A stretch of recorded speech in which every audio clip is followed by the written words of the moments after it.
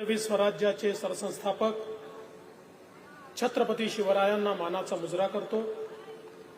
भारतीय राज्यघटनेचे शिल्पकार भारतरत्न डॉक्टर बाबासाहेब आंबेडकर यांना मानवंदना अर्पित करतो। अरे का रे आवाज जात नाही लोकांना? बघा जरा, येतोय आवाज?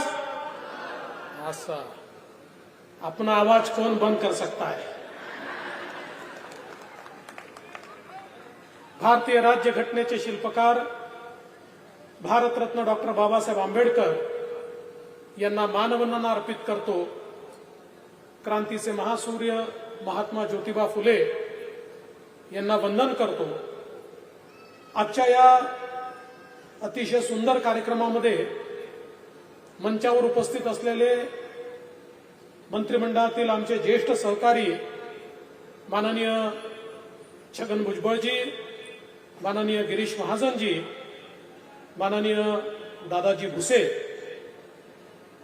नाशिकचे खासदार हेमंत गोडसेजी, ज्यांनी हा कार्यक्रम आयोजित केला, ते आपल्या कर्तव्यदक्ष आणि लोकप्रिय आमदार श्रीमती देवयानीताई फरांदे, आपले दुसरे लोकप्रिय आमदार डॉक्टर राहुल अहेर, आपल्या शहरातील लोकप्रिय आमदार सीमाताई हिरे, आमदार आपले राहुलजी ढिकले, मंचावर उपस्थित विजयजी चौधरी, प्रदीपजी पेशकर, बाळासाहेब सानप, सतीश नाना कुलकर्णी, विजयराव साने, केदारनाना आहेर, सुनीलजी बच्छाव, प्रशांतजी जाधव, गिरीशजी पालवे, अजितजी चव्हाण, डॉक्टर अशोकजी कारंजकर, सर्वच मंचावरील मान्यवर आणि उपस्थित सर्व माझ्या माता भगिनी आणि बंधूंनो, खरं म्हणजे जवळपास वेगवेगळ्या 9 योजनांचं आपण या ठिकाणी लोकार्पण आणि भूमिपूजन केलं।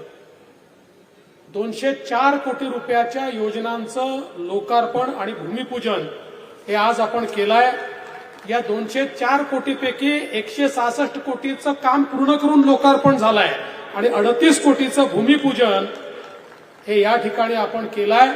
आणि हा अतिशय सुंदर मेळा बस स्टॉप, बस स्टँड या ठिकाणी केल्याबद्दल सर्वप्रथम मी देवयानीताई फरांदे यांचं मनापासून अभिनंदन करतो।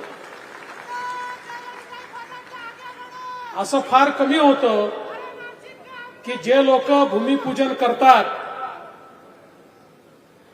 तेच उद्घाटन करतात, पण मला दोन्ही करण्याची संधी मिळाली। आता ही गोष्ट वेगळी आहे की भूमिपूजनाला मुख्यमंत्री म्हणून आलो होतो, उद्घाटनाला उपमुख्यमंत्री म्हणून आलो, पण उपमुख्यमंत्री म्हणून आलो असलो तरी दोघांचं बळ सोबत घेऊन आलो, भुजबळ देखील सोबत घेऊन आलो ना एकदा।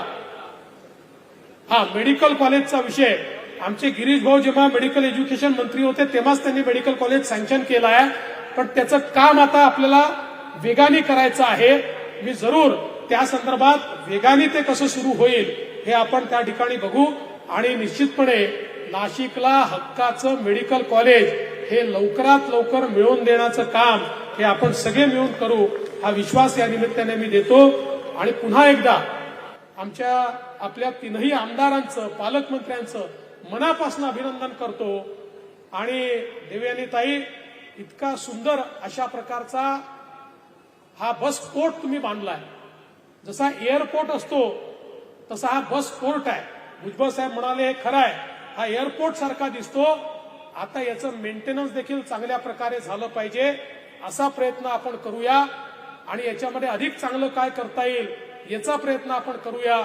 मला एक गोष्ट अजून सांगितली पाहिजे, आमच्या एसटीला फायद्यात आणण्याकरता आम्ही योजना तर केल्याच, अर्ध्या तिकिटात आमच्या महिलांना प्रवासाची योजना केली, पण परवा माननीय मुख्यमंत्र्यांकडे एक अत्यंत महत्वाचा करार आम्ही केला आणि त्या कराराच्या अंतर्गत आपण कतारमधल्या कंपन्यांची करार करून त्यांच्याकडनं LNG वर चालणारी एसटी, म्हणजे आपल्या एसटीला आपण LNG वर कन्व्हर्ट करतोय, ज्याच्यामुळे एसटीचं जे काही डिझेल पेट्रोलवरचा खर्च आहे 250 कोटींनी तो कमी होईल आणि LNG मुळे प्रदूषण देखील थांबेल, एफिशियन्सी वाढेल, आवाज कमी होईल, अशा प्रकारचा एक करार आपण केलाय।